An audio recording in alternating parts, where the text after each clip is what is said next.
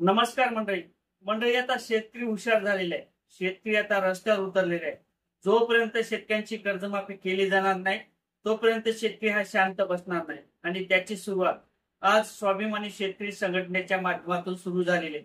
जिल्हाधिकारी कार्यालय हे पूर्ण जाम केलेलं होतं आणि शेतकऱ्यांना आज ताब्यात घेण्यात आलेले. या व्हिडिओच्या माध्यमातून तुम्हाला स्पष्टपणे दिसेल. नंतर आपण या कर्जमाफीच्या संदर्भात सविस्तर अशी माहिती या व्हिडिओच्या माध्यमातून समजून घेण्याचा प्रयत्न करणार आहोत. हा व्हिडिओ शेवटपर्यंत पहा आणि नंतर तुम्हाला वाटलंच तर हा व्हिडिओ शेअर करा आणि चॅनलला सबस्क्राईब करा. कमेंट सुद्धा करायला विसरू नका. हा व्हिडिओ बघून घ्या. रोष आहे आणि हा रोष आम्ही आज व्यक्त केला आहे. सरकारनं जरी आज आम्हाला पकडून आणला असेल दबाव करून, तरी मात्र उद्या पुन्हा आम्ही यांच्या अंगावर चालून आल्या बगैर राहणार नाही, हे यांनी मात्र ध्यानात ठेवावं.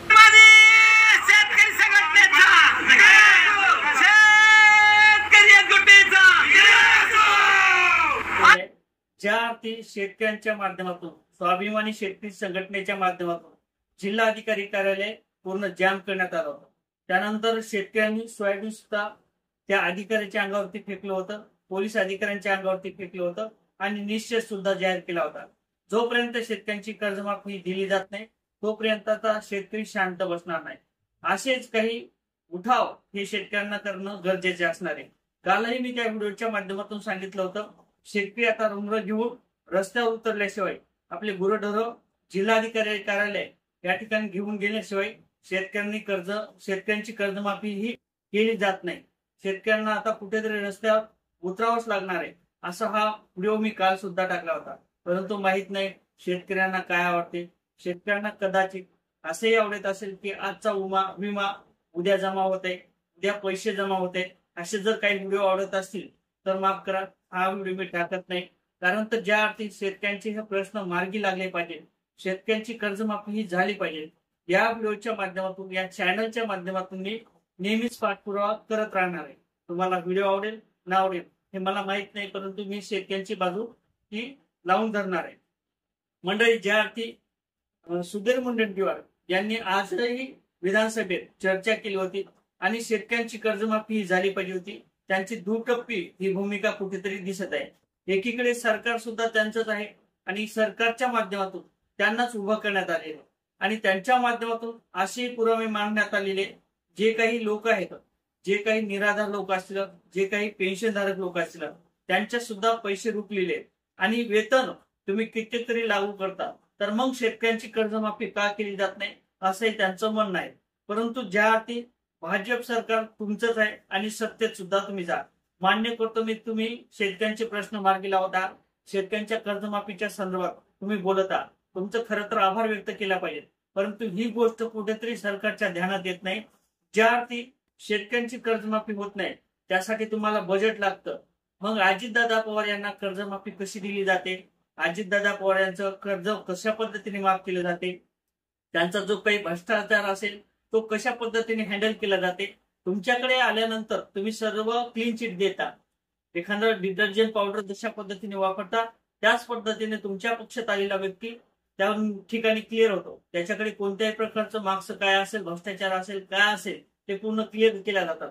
परंतु शेतकऱ्यांच्या कर्जमाफीच्या संदर्भात तुम्हाला कुठे आठवण येत नाही. मग अजितदादा पवार यांना आता कुठेतरी शेतकऱ्यांच्या कर्जमाफीचा जर निर्णय घेतला तर मग आर्थिक बोजा वाढेल असं वाटत असेल, मग तुमचं कर्ज माफ करताना, तुमची क्लीन चिट देताना तुम्हाला याच्याविषयी का आपुलकी वाटली नाही, किंवा शेतकऱ्यांच्या संदर्भात तुम्हाला कर्जमाफीच्या संदर्भात काही जर निर्णय घ्यायचा असेल तर त्यासाठी आता तुम्हाला तिजोरी लागते. महाराष्ट्राची तिजोरी खाली होईल, महाराष्ट्रात ती बोजा होईल असं वाटत आहे. मग ज्या लाडक्या बहिणीला तुम्ही 2100 रुपये दिला, 2100 रुपये नाही तिला 5000 रुपये महिना द्या, परंतु शेतकऱ्यांच्या कर्जमाफी संदर्भात तुम्हीच निर्णय घेतला होता आणि तुम्हीच सांगितलं होतं अधिवेशनाच्या आधीवर, ज्यापूर्वी जे काही विधानसभा होती त्या विधानसभेत तुमच्याच वचननाम्यात सांगितलं होतं की शेतकऱ्यांची आम्ही कर्जमाफी करू, 3 लाखापर्यंत ही सरसकट कर्जमाफी करू. आता शेतकऱ्यांनी आशा लागलेली आहे, शेतकऱ्यांना वाटते की शेतकऱ्यांची कर्जमाफी ही झाली पाहिजे. कारण तर शेतकऱ्यांकडे जे काही सोयाबीन असेल, कापूस असेल, ते पिकवलेला भावाला सुद्धा भाव मिळाला, जे काही माल असेल त्याला सुद्धा भाव मिळत नाही. तुमच्या खरं तर शेतकऱ्यांच्या, जर तुम्ही सोयाबीनला, कापसाला किंवा इतर पिकाला जर भाव दिला ना तर तुमच्या शेतकऱ्यांना म्हणजे तुमची कर्जमाफीची गरज सुद्धा नाही शेतकऱ्यांना. जर तुम्हाला कर्जमाफी नव्हती द्यायची तर मग आश्वासन कशासाठी दिलं? वंडंटीवार यांना मी आभार व्यक्त करतो. हे काही शेतकऱ्यांच्या कर्जमाफीच्या संदर्भात बोलत आहेत आणि कुठेतरी त्यानंतर जाधव साहेब असतील हे सुद्धा कर्जमाफीच्या संदर्भात बोललेले आहेत आणि कुठेतरी शेतकऱ्यांची कर्जमाफी ही झाली पाहिजे, ज्यासाठी आता रस्त्यावर उतरणं गरजेचं असणार आहे.